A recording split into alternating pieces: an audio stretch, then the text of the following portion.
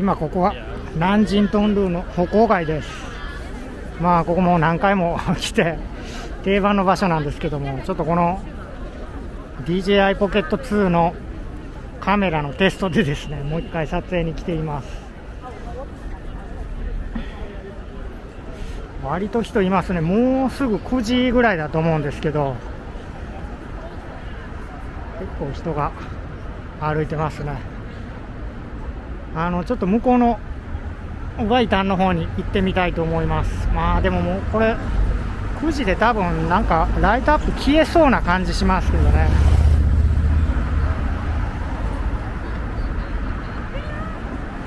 昨日ちょっとジンアンスーのところで撮影のテストしたんですけど、綺麗に撮れてましたね。ただやっぱりこうビルの上の方を撮りたいとかっていうことで、ここカメラ傾けるんですけども、ジンバルがこう下の方向くんで、なかなか上の方撮れないですね。なんか撮影の仕方あるんですかね。ただ揺れはだいぶ軽減されてですね、変な頭痛くなるような揺れはスマホよりもマシかなとは思うんですけど、どうですかね。画質的には一緒ですね。4K の画像なので画質的には一緒ですね。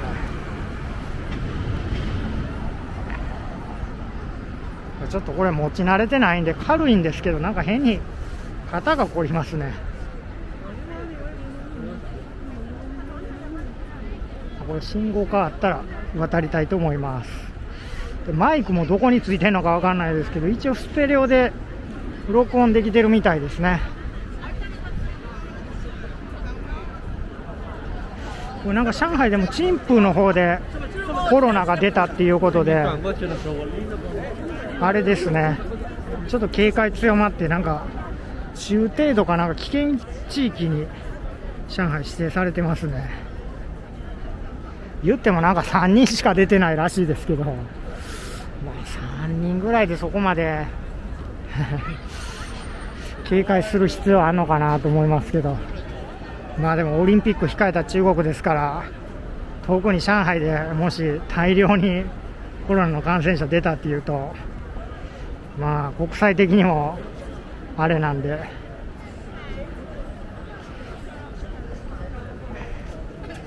警戒してるでしょうね。ただ店入るとき別に体温検査あるだけでQR コードのチェックと、特に厳しいそれ以上は何もないですね。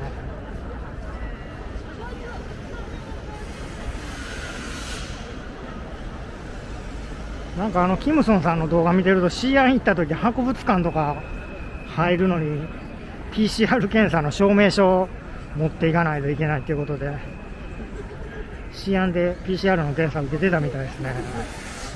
上海そこまで厳しく多分ないと思うんですけどね。私も博物館とか行ったことないから分かんないですけど、でも前展示会の時ありましたね。あれで私ゲームの展示会、チャイナジョイ行けなかったんですよね。 PCR 検査受けてなくて、知らずに行って。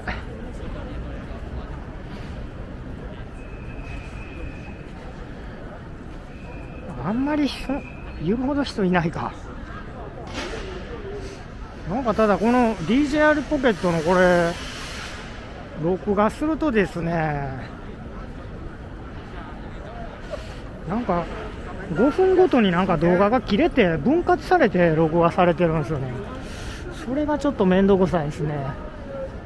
つながって撮影してるんですから、そのままやってほしいんですよ。なんか設定があるんですかね。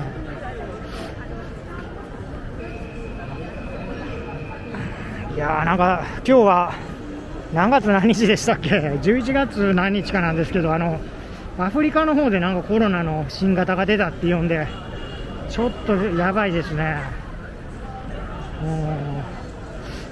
日本も香港も株式市場をガッと下げて、アメリカの先物ももうかなり下げてるんで、今日はもう絶対やられますね。ビットコインとかも下げてるし、債券の金利も下げてるみたいですね。っと一気になんかこうリスクオフになったって感じで、ただまあこういう時わざわざ下がったところで売る必要なく、まあ持ってればまた戻るかなと思ってるんですけど、まあそのアフリカでのその新型のそのコロナっていうのが、新型コロナ自体はそうか、あれか、なんて言うんですか、それどの程度かですよね。中国とかにまた広がらなければいいですけどね、日本とか。上の方向取れないんですよね。どうやってこれ取ったらいいんですかね。まああんまり人いないですね。すぐですね、そこ行くまで。本当共産党70周年の時は本当1時間かかりましたからね。ちょっと南京東路の看板撮りたいけど、これ看板映ってないですよね。どうやったら撮れますかね、これ。上に向けても撮れないですね。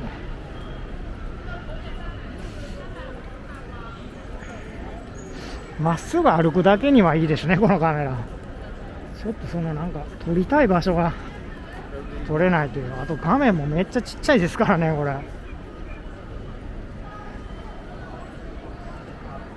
3センチ四方ぐらいの画面の大きさ、3センチもないかな。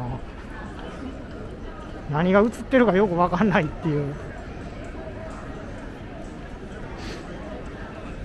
でなんかすごい細かい部品がいっぱい付属されてるんですよね。なんか私そのうちなくしそうで怖いですね。まあ、だから余計なものを持ち歩いてないですけど、本当なくしそうです。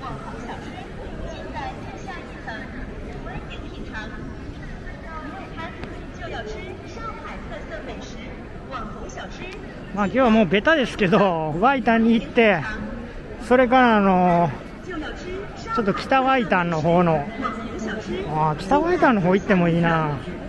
北ワイタンの方行くか、ちょっと蘇州川の方行ってみたいと思います。もう何回もここ来てるんですけど、初めてこの DJI ポケットで撮影になります。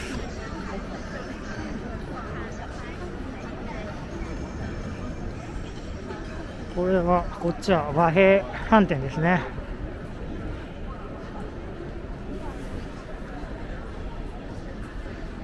ぱり旅行の人が多いですよね、ここは。今日何日か分かんないんですけど、多分これライブ配信よりも後にアップするんで、前日に撮影してるんですけど後にアップするんで、明日27かということは今日26かな。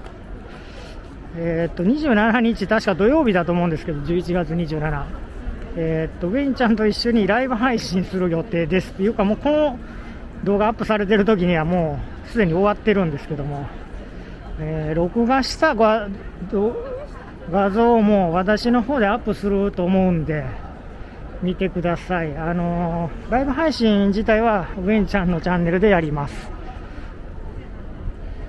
まあ結構ですね、今回ライブ配信いろんな方に協力してもらうことになってるんで、裏でですね、ありがたいですね。ちょっといろんな方にですね、いろんな協力をしてもらってます。単純に2人で居酒屋行って喋るだけじゃなくてですね、ちょっと協力をしてもらってますね。こんな感じですね。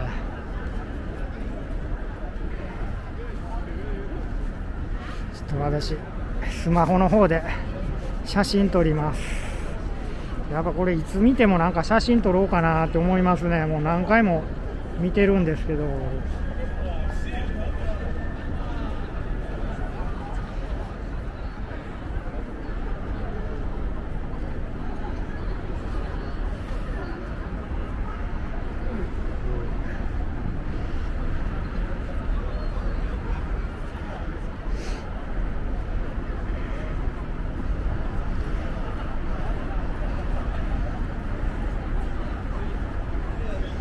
まだライトアップされてますね。よかったよかった。なんか電気消えてんのかなと思ったけど。でこっちは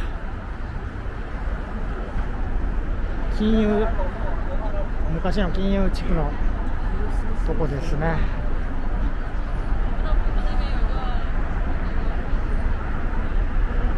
すごいこの辺のビルかっこいいですよね。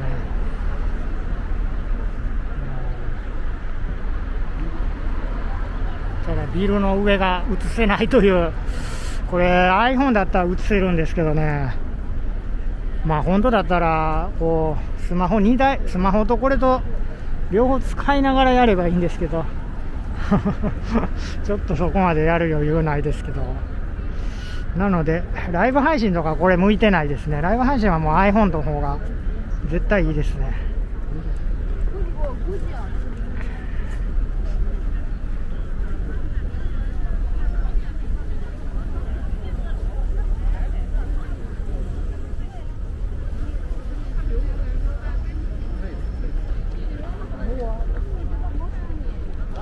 今からこれ階段登ります。そんな揺れないと思うんですよね、階段登っても上り下りしても。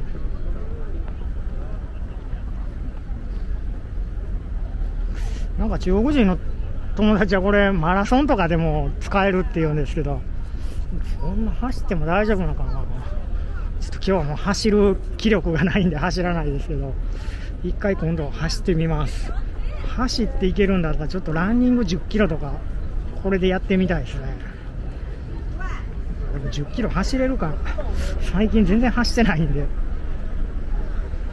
5、6年前は上海マラソン出るときは毎日じゃないか、2日に1回は10キロ走ってたんですけど、今走らなくなりましたね。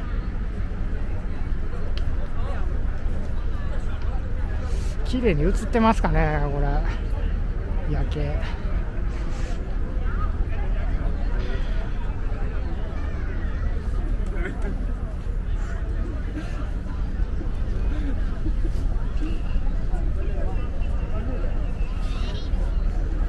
スマホの方で写真と動画撮ります。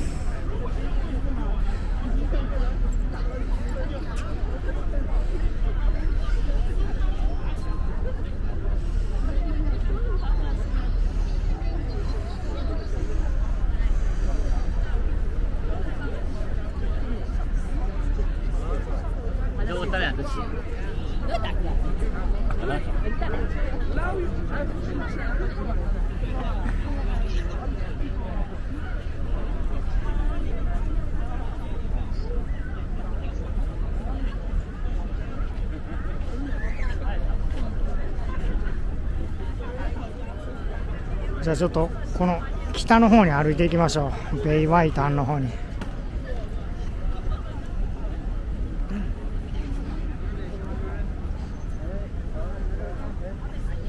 本当これ何回も来ましたね、私。20回ぐらい来てるんじゃないですかね、去年から。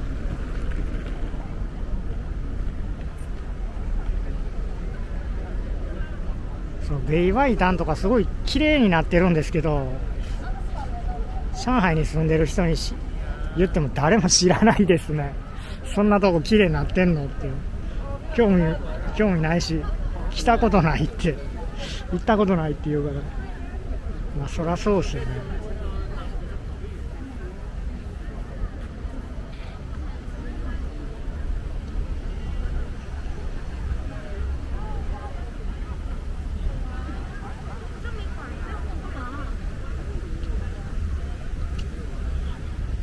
明日ライブ配信ですね。ちょっと今回なんか寿司がメインの居酒屋でライブ配信しますね。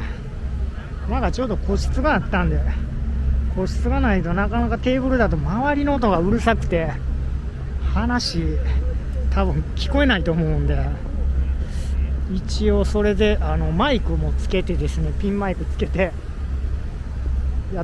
一回配信してみようかなと思ってますけど、まあ VPN の調子がどうかですね。私の VPN 全然ダメなんで、ちょっとウェンちゃんの VPN が調子良ければうまくいくと思うんですけど、まあ最悪のことを考えて VPN で通してライブ配信しながら私のスマホでも録画もしとくんで、まあ後日録画版もアップします。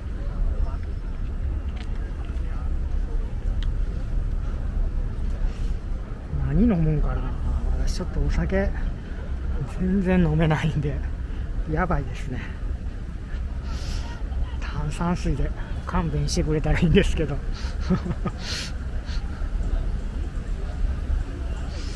女の人が飲んでるのに男の私が炭酸水飲みますっていうのもちょっとあれですね。どうでしょう、綺麗に映ってますかね。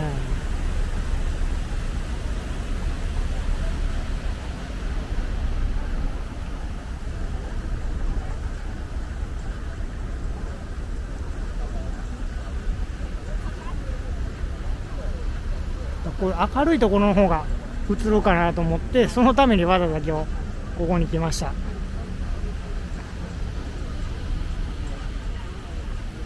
ベガイタンの向こうの方もすごい電気ついてますね。こっちの蘇州川もいい感じなんですけど、どっち行こうかな。まあでも蘇州川の方何回も行ってるから、ちょっとベガイタンの夜行きましょうか。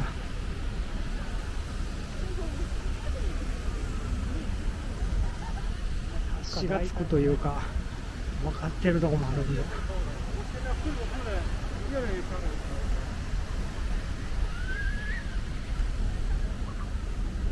やっぱりちょっとスマホの撮影に慣れてるんで、まだ慣れないですねこれ。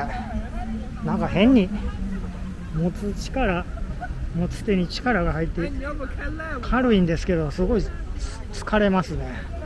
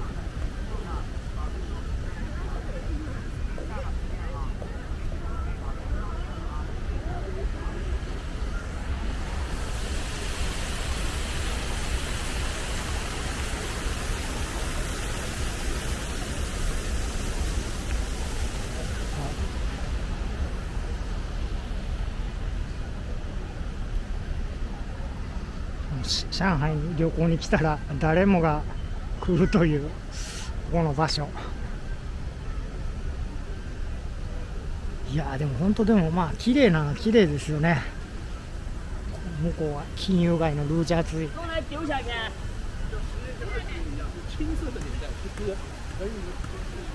まあ、ルージャーズイの方行ってもいいんですけど、ルージャーズイの方行くよりこっちから向こう見る方がいいですね。向こうからこのワイタンの方見るのもいいですけど、やっぱこっちから見る方がいろいろ明るくていいですね。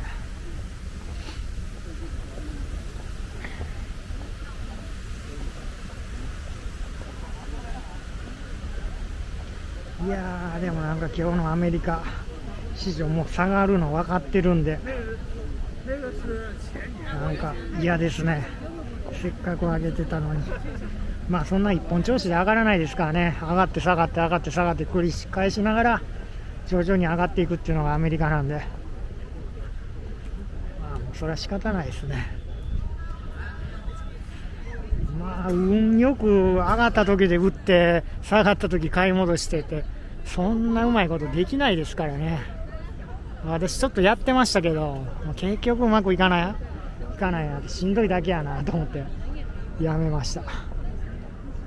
寝不足になるし体に悪いですね。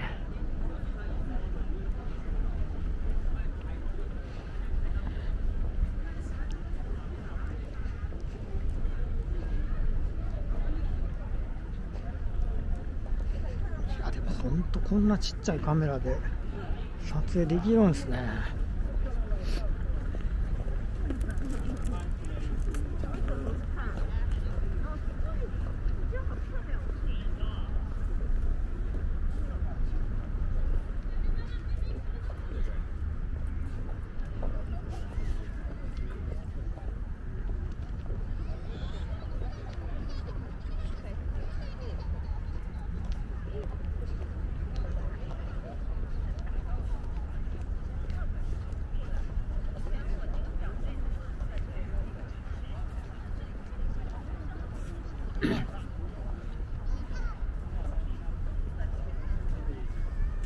向こう行くには一旦ここ行ってですね、橋を渡らないといけないですね、赤い橋。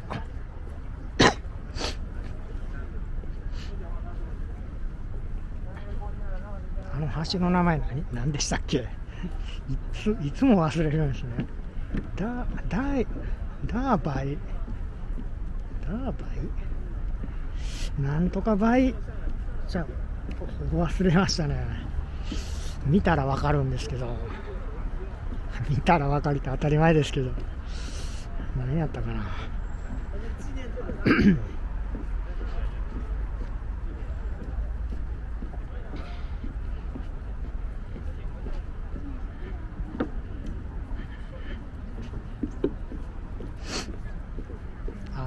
ワイバイドゥチャオですね。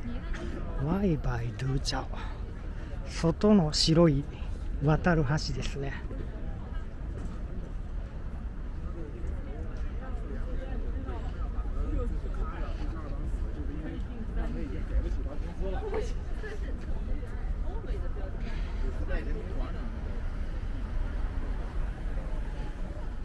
ここも定番ですよね。定番ですよねっていうか、でも私ここの橋去年知ったんですよね。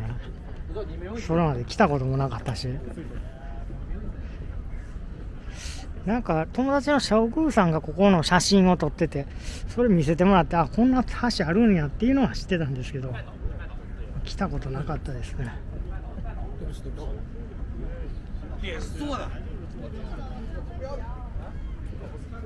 これは蘇州川ですね。蘇州川に架かる橋。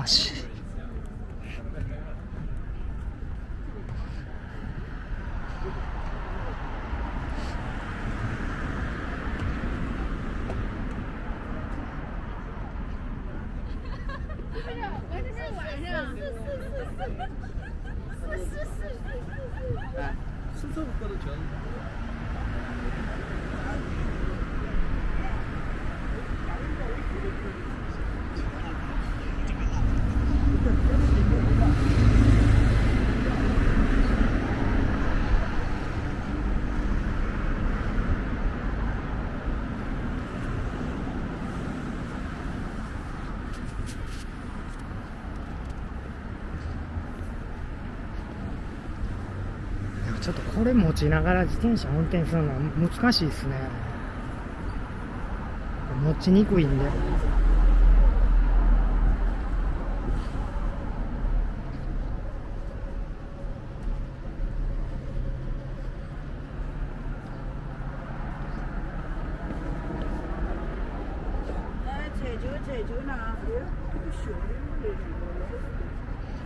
風船どうなってるんですかね。風船の中に電球が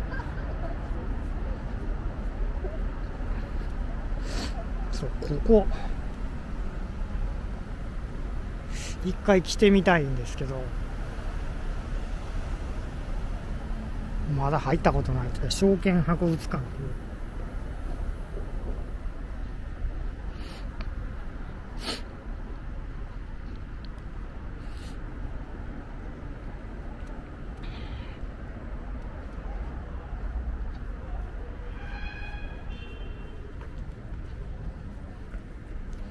ここからベイワイタンの方に行けるはずなんですよね。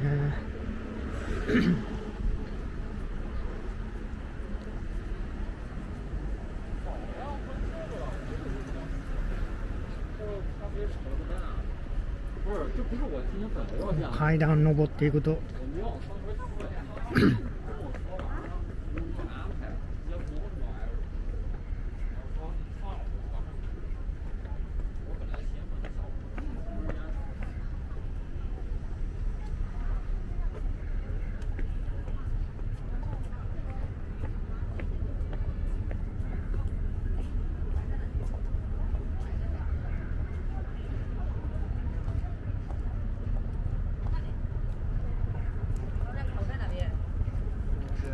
在那边了，这里。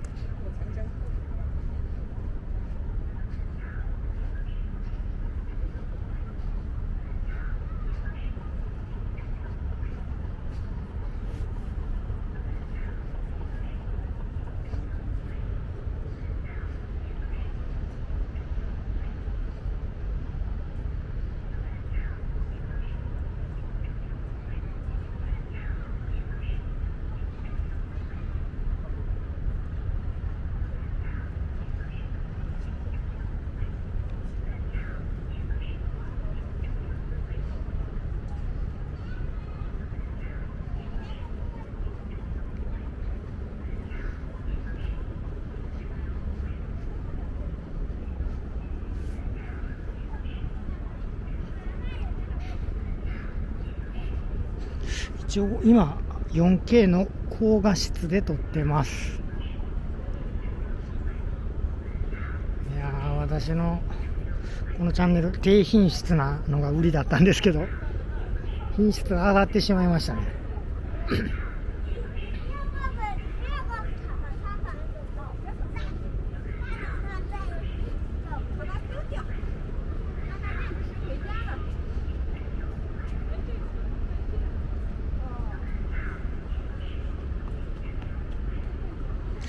こういう横に振る動きとかスムーズにいってるんじゃないですかね。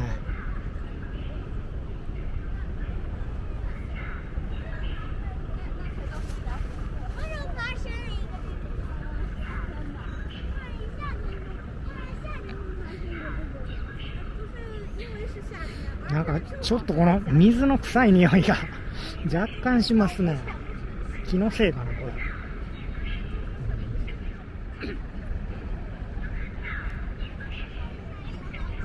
でこのベイワイターのこっちですね、こうホテルとかがあってですね、これ多分ショッピングモールかな。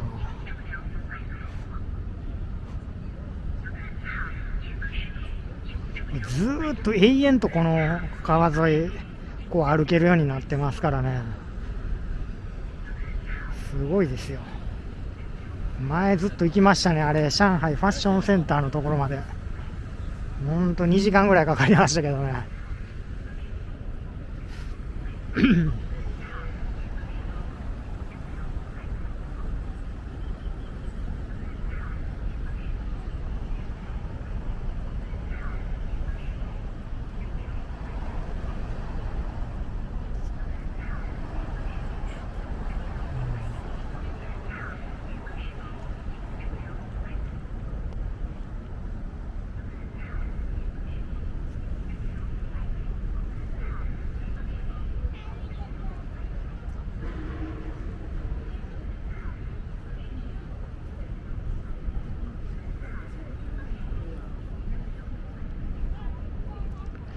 これちょっと向こう行くことキリがないんで、総集川の方行きます。すいません。ちょっとね、今日さすがにもう明日もあるし、まあ明日夕方からですけどね、ちょっとゆっくり寝よう。まあ夜型なんで、私いつも同じような生活ですけど。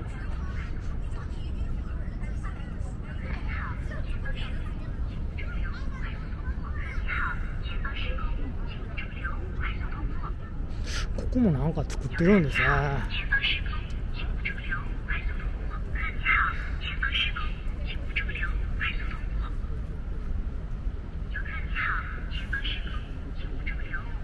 まあこのまま人民広場で歩くパターンですかね。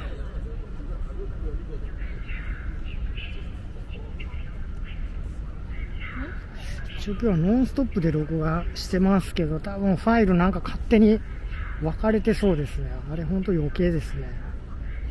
なんであんな分けて保存されてるのか。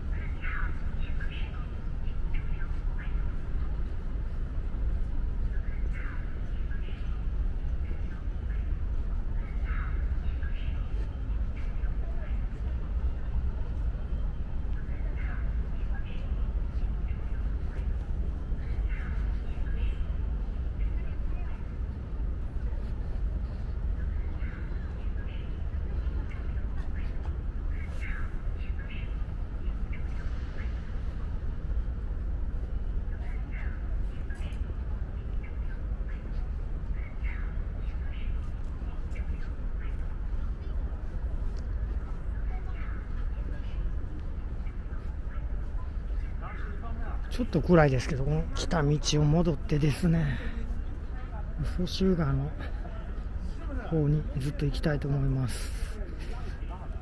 ちょっと階段を降ります。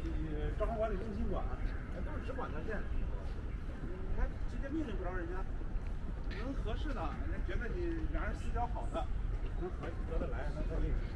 所以说不好的，一般的张完东西就和不是人家苏州为啥两个人打起来？你在吗？你喝酒你去吗？那个季家和那个张啥来着？啊，张哥在打。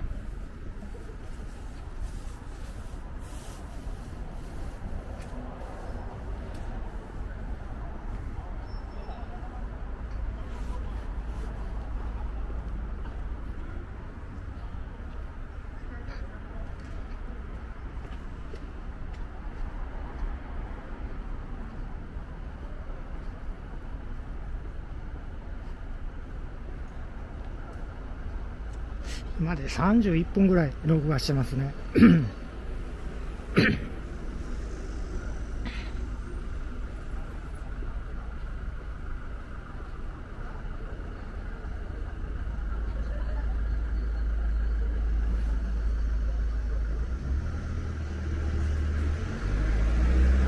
そうか、こっち横断歩道ないからここで向こうに渡らないといけないですね。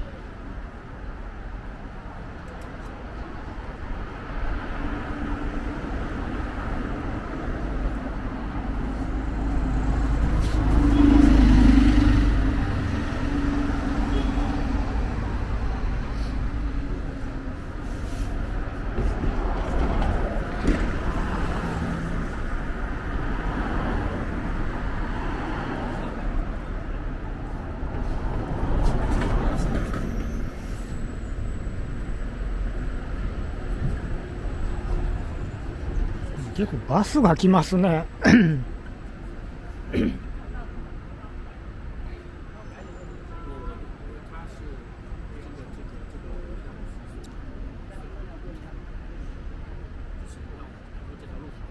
これでも結構バッテリーの減りが早いですね。なんか半分ぐらいなくなった感じなんですけど、満タン充電してて、そんな長くこれ録画できなさそうですね。4K でやると。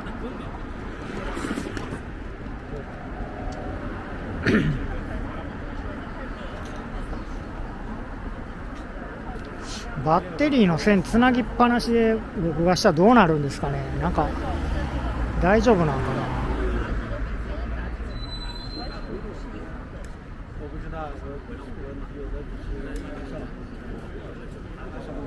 まあそれこれこんだけ本体がちっちゃいということはバッテリーも小さいですからね。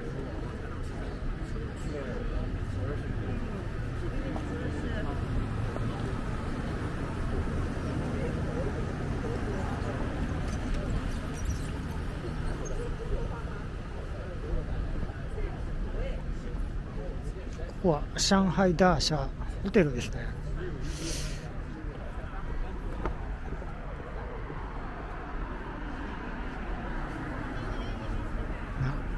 今、昔は分からないですけど、今だったら和平賓館の方が、和平飯店の方が良さそうですけどね。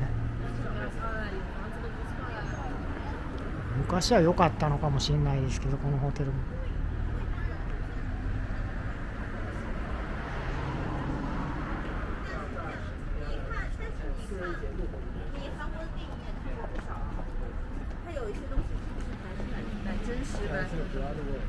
是不是也蛮真实，蛮破旧的？寄生虫你看过吧？对啊。那小象，那才是几天看过，但是你很少看过电视剧说只会有一个。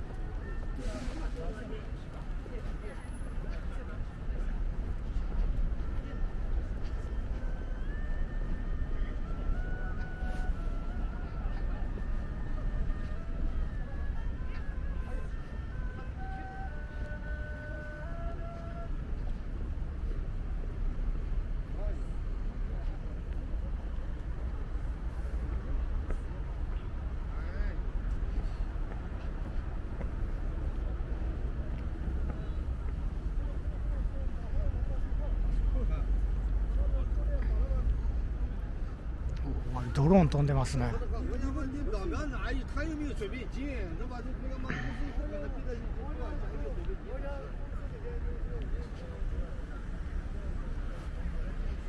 なんか夜中のドローン不気味ですね、あれ。こうプロペラの回る音だけ聞こえてきて。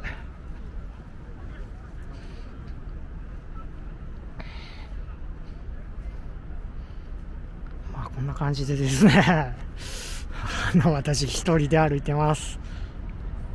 これ別に誰かと一緒じゃなくて一人でこういうとこ歩いてます。何の意味があるのかって言われると特に意味はないんですけど、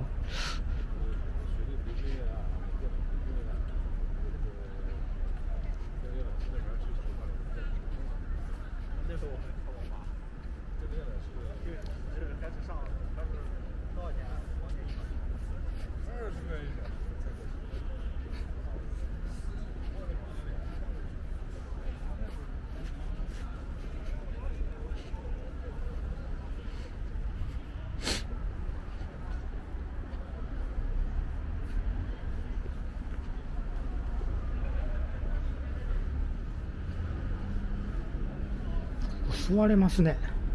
勝手に座ってるのそんな怒られなさそうですよね。ここ店もやってないから。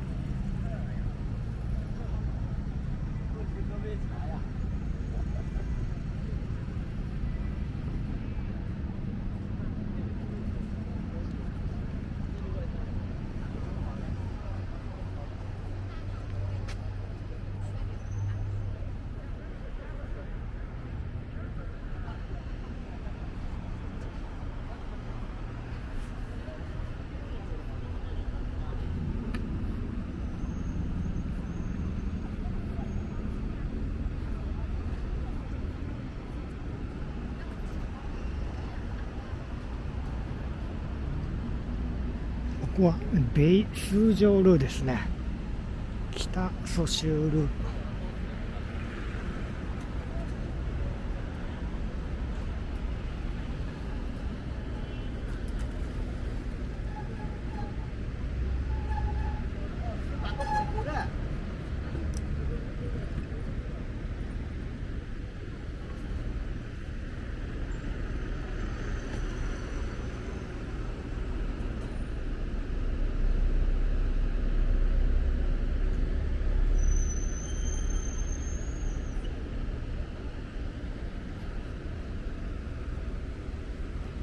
今ここ私歩いてますけど、本当何の意味があるのかって言われても特に意味はないです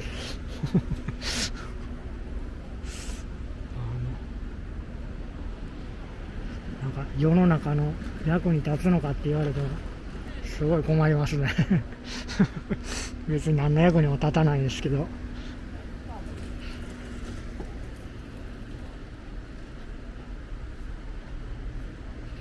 やー、ほんとこれ綺麗でいいですね。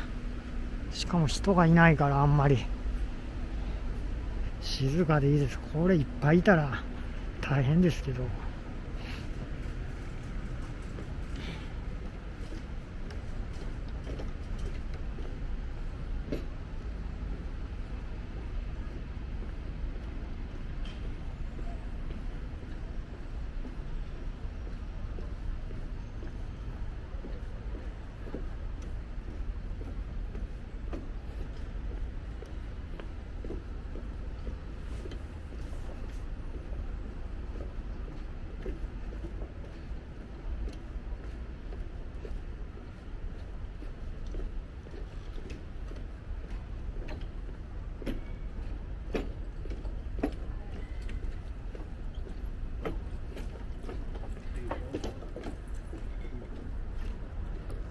ここからですね、こうやってルージャーズの方見えますね。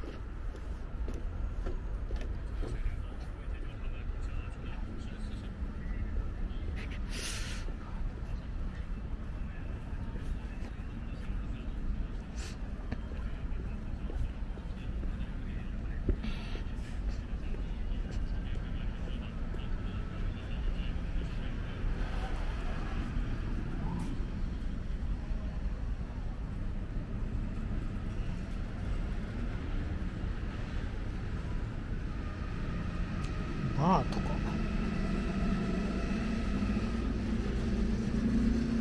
かこれ一回行ってみたいですけどね私もお酒飲まないんでバー行ってもちょっと何頼んでいいかなってなるんで。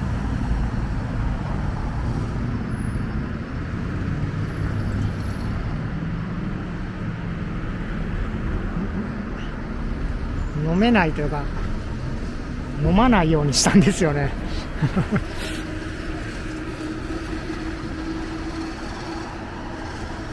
あれアメリカで私いたとこって1歳未満は飲めなかったんですよね。22歳からお酒飲めたんですよね。結構学生とかみんな飲んでましたけどね。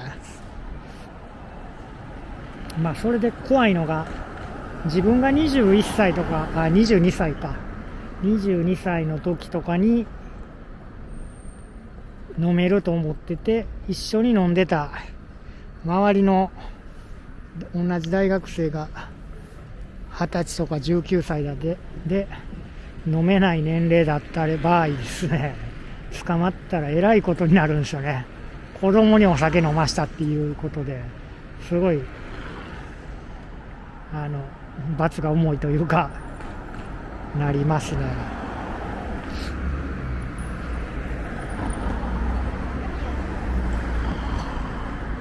なので気をつけないといけないですね。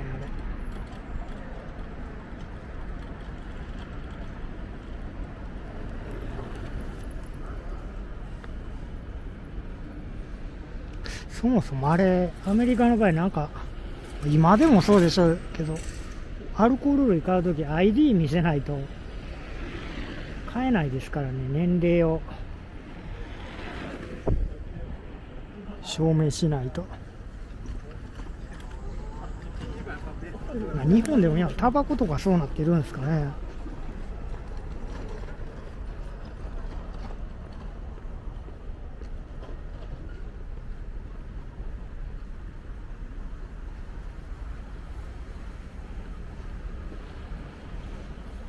人民広場のとこあそこなんですよね。結構こうやって歩いていくと遠いんですよね。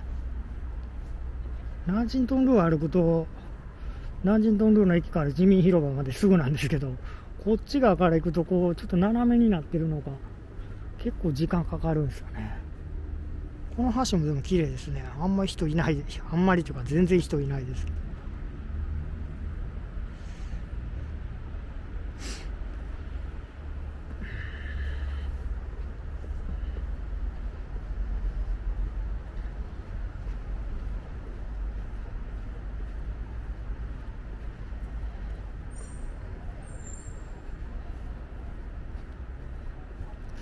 なんかだからあれですね、まあ州にもよるんでしょうけど、アメリカの場所によってはなんかマリファナ吸ってるよりも若い人とお酒飲んでて未成年者にお酒飲ましたっていう罪の方が重いというか大体ああいうマリファナとか吸う時ってお酒もみんな飲んでますから、一緒に捕まってなんかそうなるみたいですね。まあ聞いた話ですけど、私は捕まったことないですけど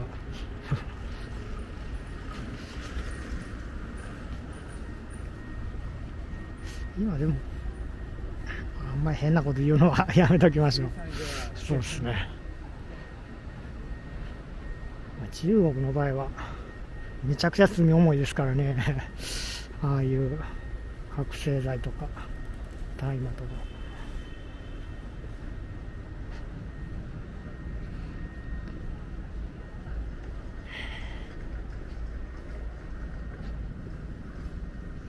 結構時間かかりますね、ここから行くと。確かあのビルですよね、人民広場のところのビル。まだだいぶ向こうですよね。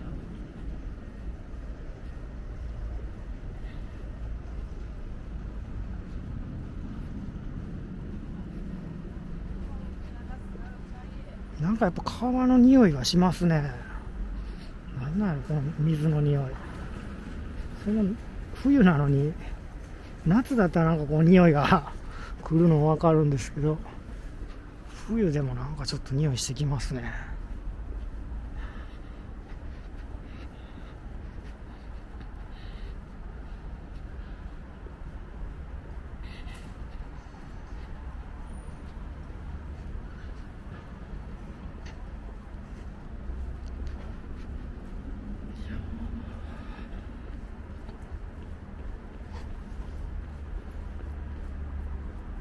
このビルとかいい感じですね。この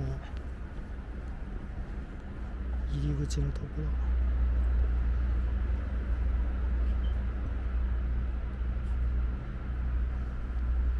この静けさがいいですね。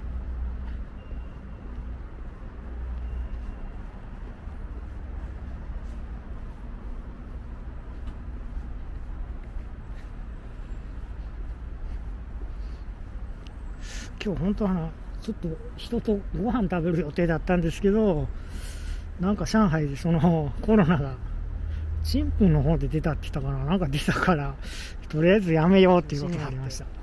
私別に全然気にせんと食事しますけどね、っていうかここに来てますからね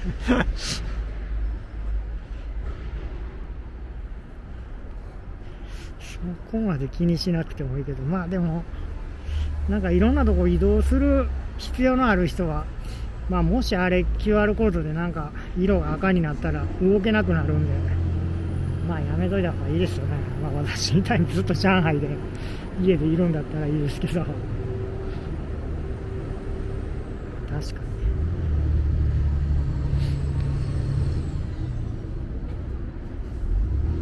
やっぱこのビルすごいいいですね。上の方映せないけどかっこいいですね。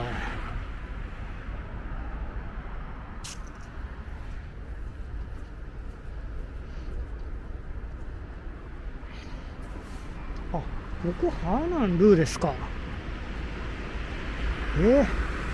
ここハーナンルーということはナージェンドンルーの駅まだここですね。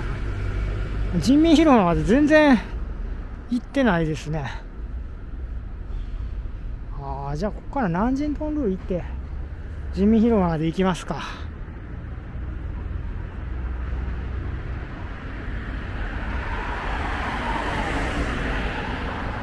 なんか距離感が分かんなくなってきましたね。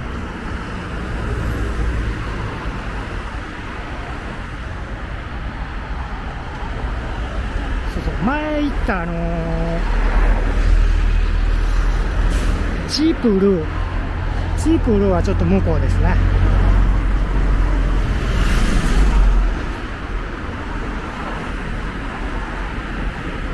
じゃあ南京東路の駅の方に戻っていきましょう。結構歩いたな。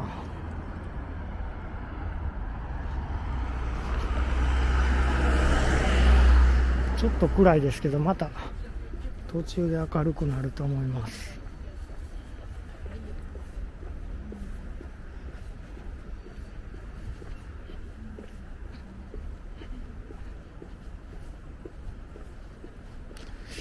この YouTube の撮影で私トータル何キロぐらい歩いてますかね。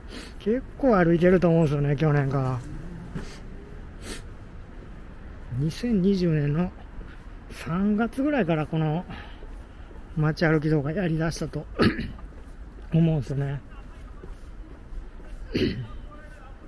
それまでは2ヶ月ぐらい家具の動画だけやってて、途中からですね。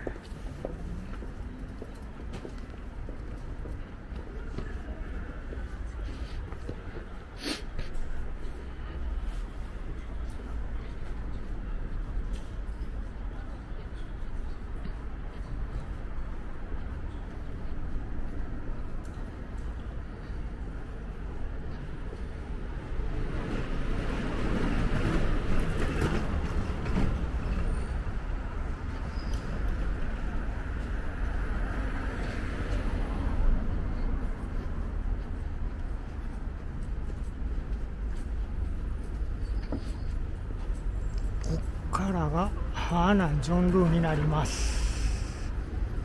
看板取られへんなこれ。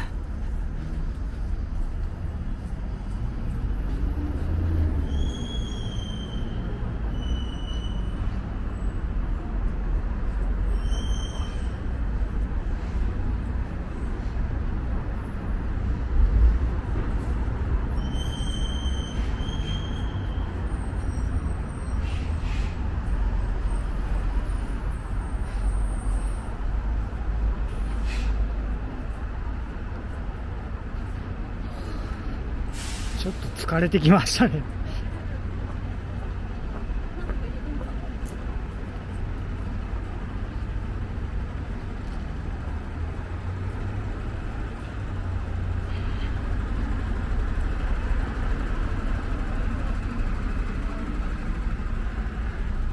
僕は多分ベイジンルーかなと思うんですけども、ベイジンドンルーですね。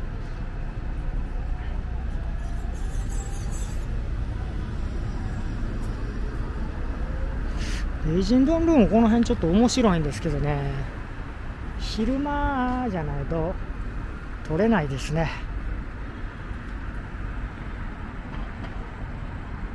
ちょっと暗いんで。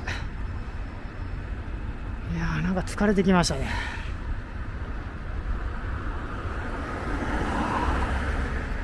南京ドンルーから帰ろうかな。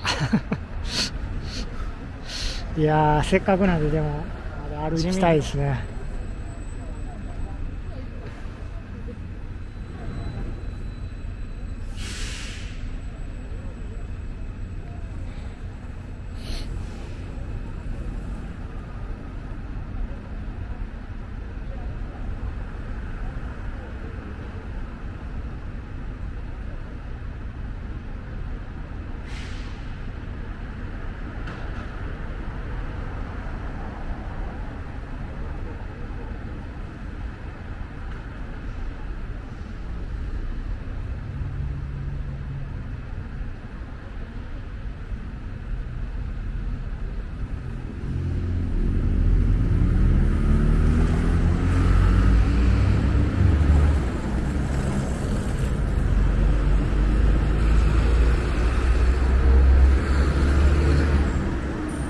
そう、大丸百貨店ですね。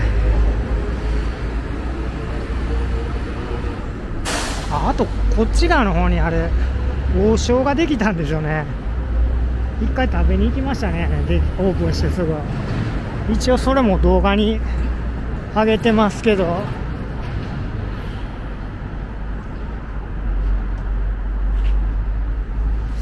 なんかやっぱりちょっと日本の王将とは全然違いましたね。まあでも美味しかったです。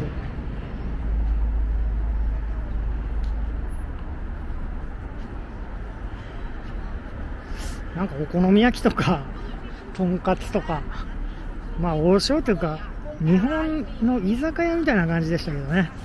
一応ラーメンとか餃子メインの。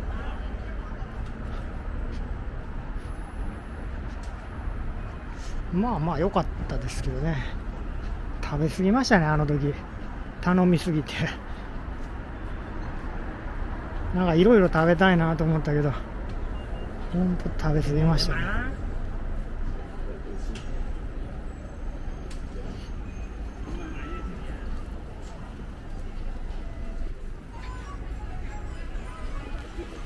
ちょっと走ります。揺れるかな、どれぐらい揺れてるか。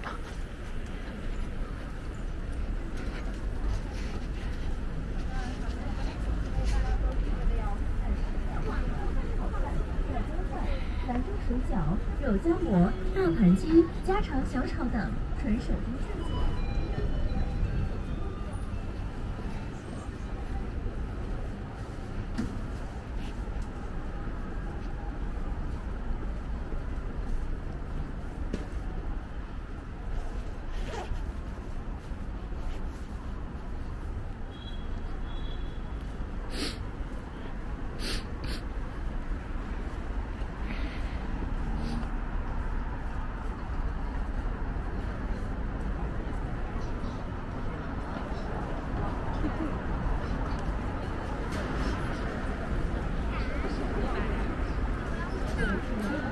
就你那会儿刚毕业的时候，对啊，5分之1工资，我操，那确实辛苦。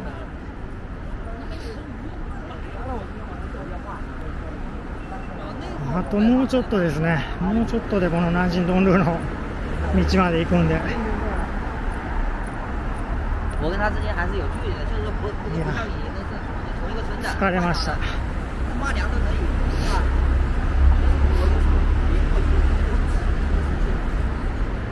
まあいい運動になりましたね。今で1時間ぐらい歩いてる感じですね。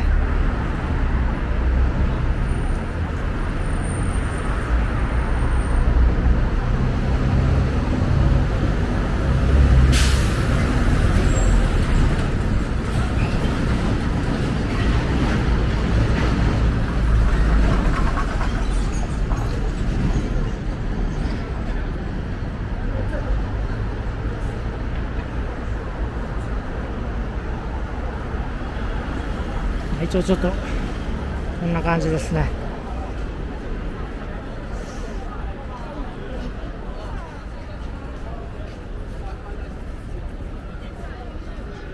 まあこう明るいからでも綺麗に撮れますね。こちらアップルストアです。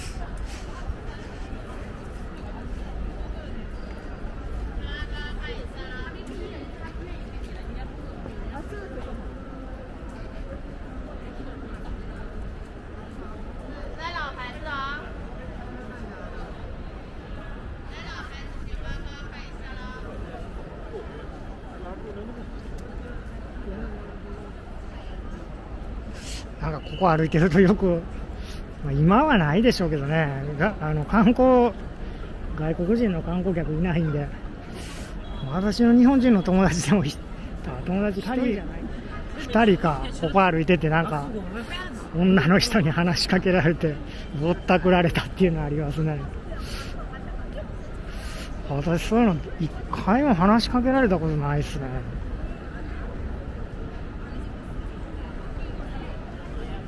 お金持ってなさそうに見えるからですかね。なんかついていってなんか高いお茶買わされたとか、ビールだけ頼んだけどすごい何百元、そんなめちゃめちゃ高いわけではないんですけど、まあめちゃめちゃって言ってもまあ1万円とか払わされるぐらいですかね。何十万とかそういうあれはないみたいですけど、そんな私話しかけられたことないですけどね。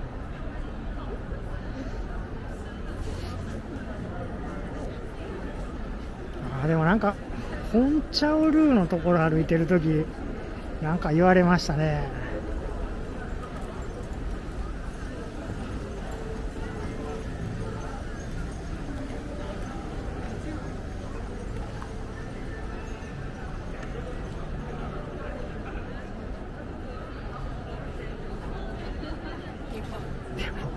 ここで話しかけられてなんかついていってぼったくられてもなんか典型的ですよね。まあでも旅行に来た人だと分かんないですかね。なんか親切そうに見えて、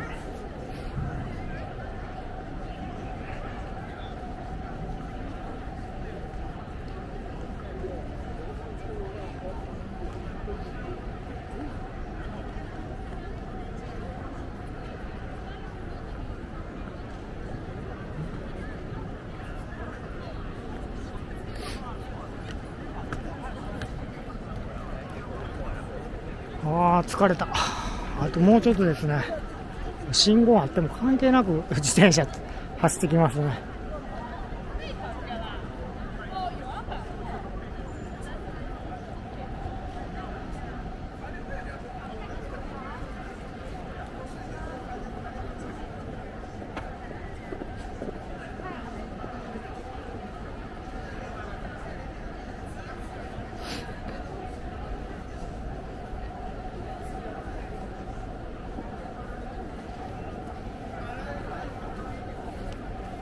この話も動画の中でしたから、なんか10年以上前ですけど、夜中に友達と遊んで家帰ろうと思ってタクシー降りて歩いてたら、家の近くでなんか若い女の子2人、若いって言っても本当10代の半ばぐらいですかね、中学生か高校生ぐらいの女の子2人がなんかそこの中華料理の店、まあ安い店なんですけど、そこでなんかご飯食べたいからお金出してくれみたいなこと言われて、いや嫌やと思って無視して歩いてたらずっとついてくるんですよね。5メーターぐらい後ろ。このまま家帰ったら家知られるわと思って途中で走って遠回りして走って家帰りましたね。いや、そういうの相手が男だったらなんやこらって言って文句言うんですけど、若い女の子なんで嫌やって言ってもついてくるんで、逃げるしかなかったですね。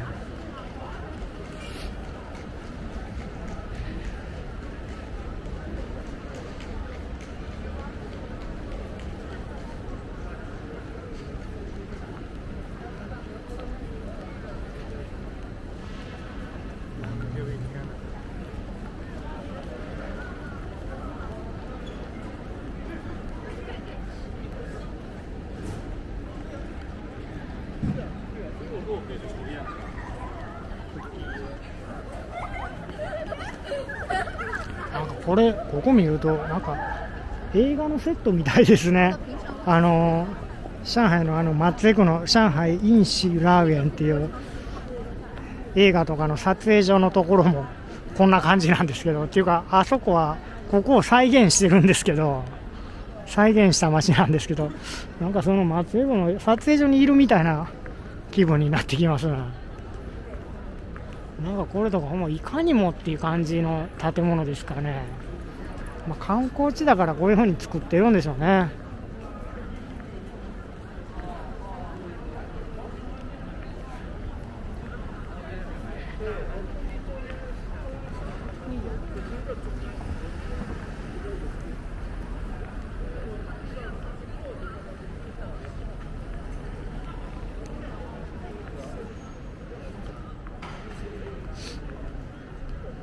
一応信号赤なんで私止まっときます。みんな渡っていってるんですけど、一応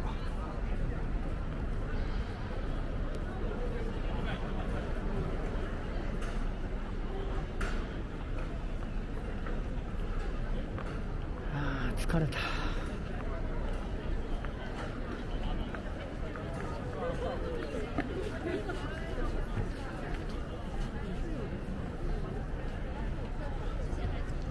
でもバッテリー半分ぐらいの表示になってからそれから全然減らないですね。意外に長持ちするんですかね。でもせめて2時間ぐらいは撮影できてほしいですよね。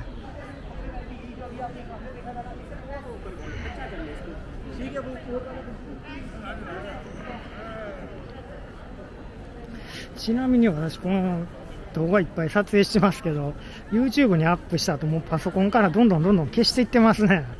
これ置いてたら本当ハードディスクいくらあっても足りないので、一応2テラの外付けハードディスクはあるんですけど、基本的に撮ったら消してますね。YouTube に残してるんで、もし見たかったらそれ見ればいいわというか、全然見ないですけどね。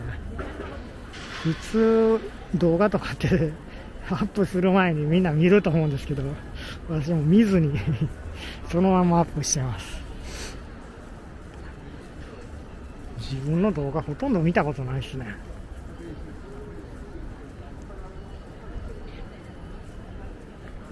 実際自分が見た景色なんで見る必要ないわと思って。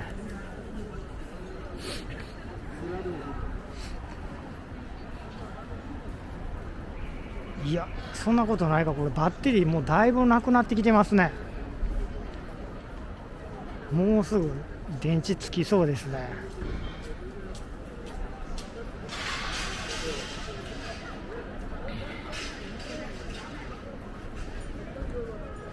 人民広場の駅まで持つかな。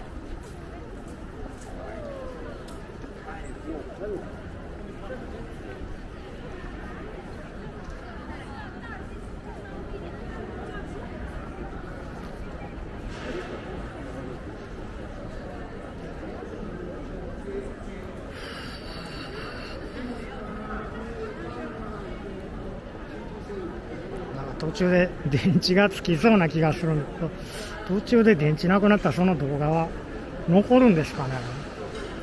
全部なくなったら最悪ですね。まあそのためにこう5分ごとに切ってくれてるっていうのはそういう意味があるのかな。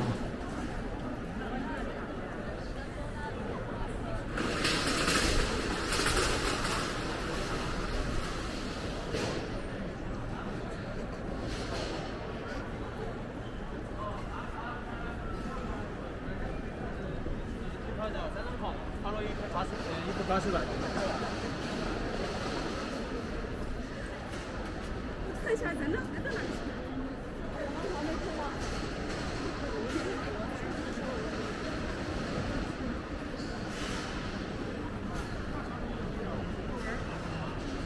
ちょっと疲れた上に眠くなってきましたね。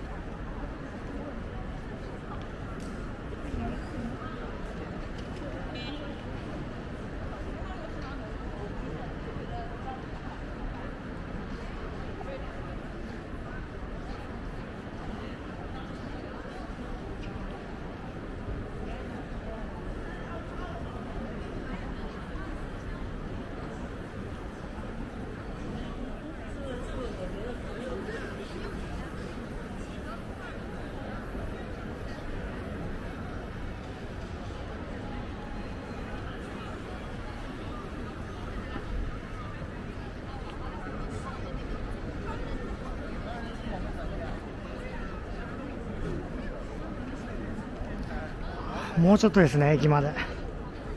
あともうちょっと頑張って歩こう。まあでもこれまた私地下鉄乗ってからまだ家帰らないといけないんで、もうちょっと早く切り上げといたらよかったですね。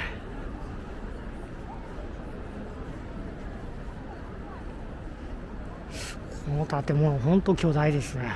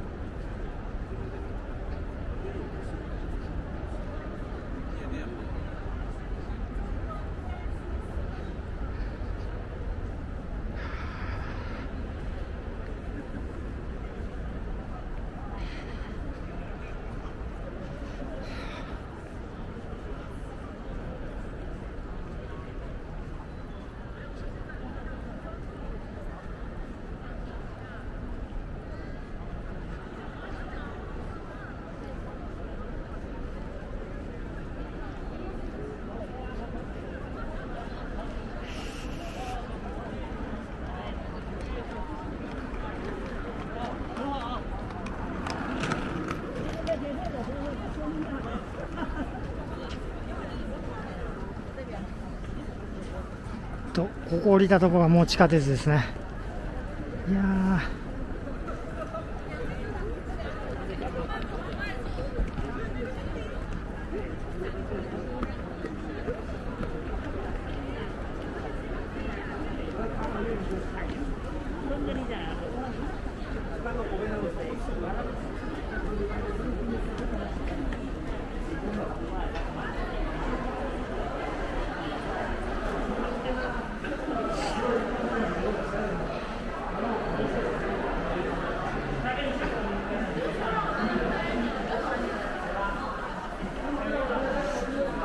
本当ちょっともうバッテリーがなくなるんで、ここで終わりたいと思います。ではありがとうございました。谢谢大家，再见。